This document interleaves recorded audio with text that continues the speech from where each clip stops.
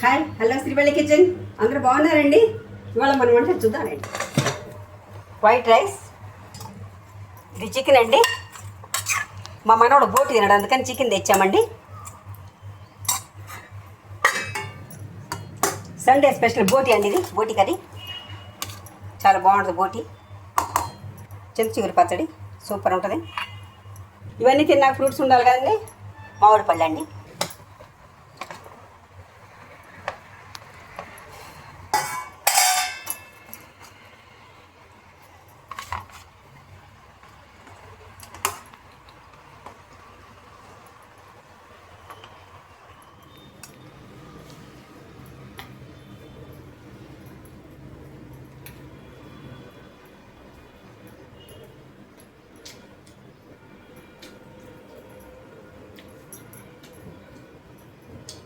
Super ఉందండి బోటి curry.